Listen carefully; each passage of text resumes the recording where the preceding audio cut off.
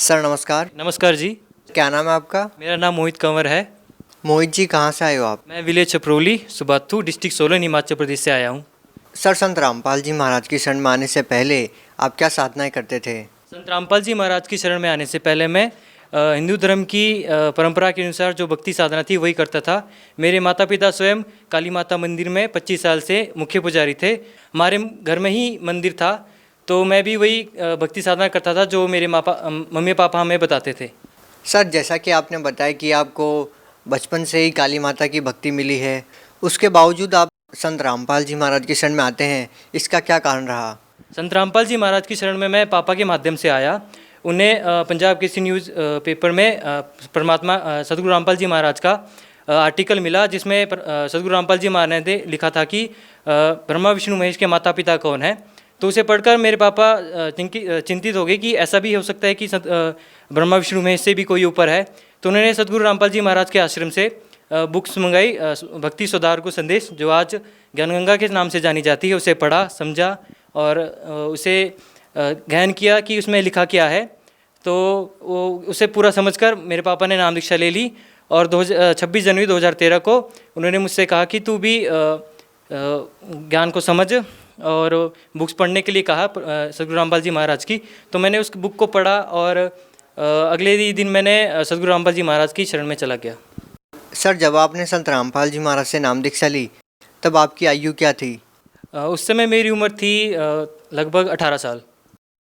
Sir, जैसा कि आपने बताया कि पहले आप काली माता की पूजा करते थे, अब आपने संत रामपाल जी महाराज से नाम दीक्षा ले ली है। सर, इतनी छोटी सी उम्र में इन दोनों पूजाओं के बीच में आप अंतर कैसे कर पाए? आखिर संत रामपाल जी महाराज ने आपको क्या ज्ञान दिया? संत रामपाल जी महाराज हमें शास्त्रों के आधार पर भक्ति देते हैं।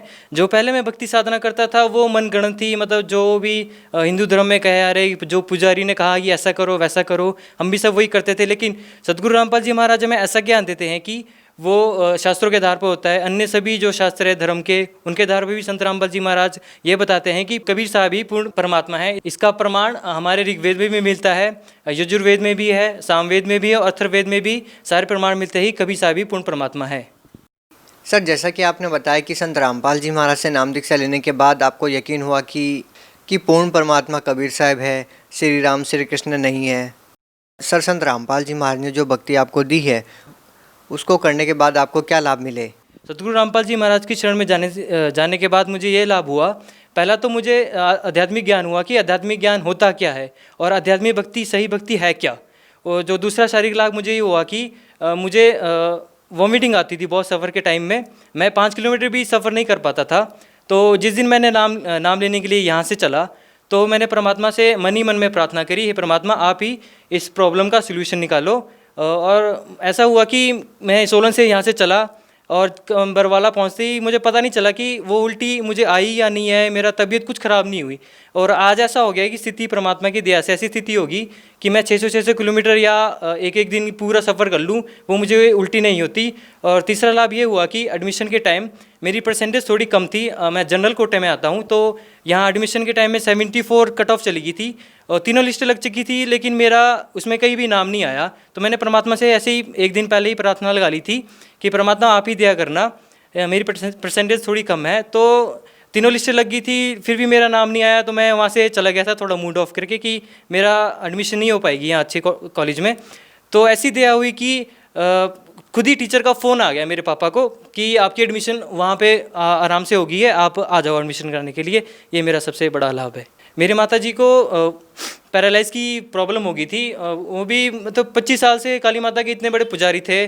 और कहते हमारे यहाँ चलता है कि देवी देवता की पूजा बहुत होती है, तो उनमें भी एक हमारे यहाँ बोलते हैं कि खेल आती है। मतलब माता के अंदर, मतलब मेरी माता जी के अंदर मेरी काली माता आती थी, तो दो लोगों के दुख वगैरह दूर करते थे। लेकिन मेरी मम्मी ऐसी इतनी बीमार हो गई थी, उसको पूजा को करने के बाद भी मतलब इतनी सारी भक्ति करते थे, फिर भी नहीं ठीक हो पाए थे। तो एक हमारे लोकल गुरु होते थे वहाँ पे, तो उन्होंने भी ठीक कराया। वो तांत्रिक गुरु थे, तो उन्होंने भी अपनी तांत्रिक विद्या करी, लेकिन फिर भी माता जी ठीक नहीं हो पाए थे मेरे।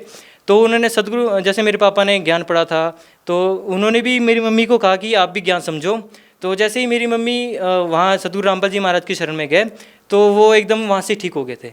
और हमारे घर में आर्थिक स्थिति भी बहुत कम थी, हम जब भी मतलब पैसे टिक नहीं पाता था, पहले इतनी भक्ति साधना भी करते थे, खुद का मंदिर वहाँ पे पापा चलाते थे, फिर भी कोई आर्थिक लाभ नहीं हो पाता था। तो सदगुरु रामपाल जी महाराज के जब शरण में जब से हम गए तो हमें आर्थिक लाभ ऐसा हुआ कि हम आज की तिथि ऐसी है कि पैसा कहाँ से आता है कुछ पता नहीं चलता। ये सब सदगुरु रामपाल जी महाराज की दया है। सर, इतनी छोटी सी उम्र में संत रामपाल जी महाराज द्वारा दी गई भक्ति आप कर रहे हो और उसके बावजूद आपको इतने सारे अद्भुत लाभ हो रहे हैं जिनका निवारण आपको पहले वाली भक्ति करने से नहीं मिला।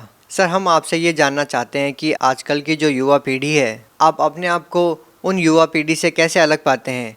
सदगुरु रामपाल जी महाराज की शरण से पहले मैं भी यही सब मौज मस्ती करता था, गाने सुनना, फिल्में देखना, दोस्तों के साथ पिकनिक जाना और शादियों वगैरह में डांस डूस करना। लेकिन अब परमात्मा की ऐसी दया है कि मुझे पूरा ज्ञान है। ये सब बकवाद है, काल का चक्कर है यहाँ पे हमारे को फंसाने के लिए, इन चीज़ों में बकवाद करने के लिए। रिसेंटली अभी मैं एक बात बताना चाहूँगा। मुझे मेरे रिलेटिव ही है, मेरे मामा का लड़का है, वो मुझे कहता था कि तू ये सब क्यों नहीं करता, हमारे साथ ड्रिंक कर ले, ऐसा कर ले, वैसा कर ले, मतलब हमारे साथ मज़े कर ले। और आज उसकी ऐसी स्थिति है, उसका कल परसों ही एक्सीडेंट हुआ स्कूटी से और उसकी ऐसी स्थिति आ गई कि वो खड़ा भी नहीं हो सकता बेड से। उसकी मतलब पैर में फ्रैक्चर हो गया और प्लेटें पड़ गई, वो पूरा मतलब साल उसको वहीं रुकना पड़ेगा। तो मैं इससे ये कहना चाहूँगा कि मैं उनसे इसलिए अलग हूँ क्योंकि वो सब तो काल की जाल में फंसे हुए हैं और मैं परमात्मा की शरण में आके उनसे इन सब चीज़ों से बचा हुआ हूँ।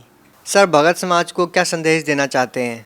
भगत समाज को संदेश तो क्या, मैं प्रार्थना ही कर सकता हूँ कि आप पूर्ण संत सदगुरु रामपाल जी महाराज को पहचानें। वो पूर्ण कबीर साहब के अवतार हैं।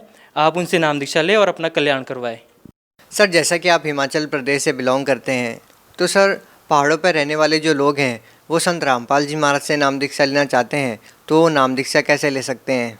सदगुरु रामपाल जी महाराज की दया से साधना चैनल पे 7:40 से 8:40 तक उनका प्रोग्राम आता है। तो उसके नीचे एक वाइट पट्टी आती है, तो उसमें नंबर आता है, आप उन नंबर पे कॉल करें। सदगुरु रामपाल जी महाराज की दया से आज तो पूरे मतलब जिला में, पूरे स्टेट में नामदान केंद्र खोले गए हैं। तो यहाँ हिमाचल में भी काफ़ी जगह नामदान स्थल है, तो आप उस पर कॉल करें और उनसे पूछें कि कहाँ नामदान स्थल है और अपना वहाँ से नामदान ले सकते हैं। बहुत बहुत धन्यवाद साहिब जी।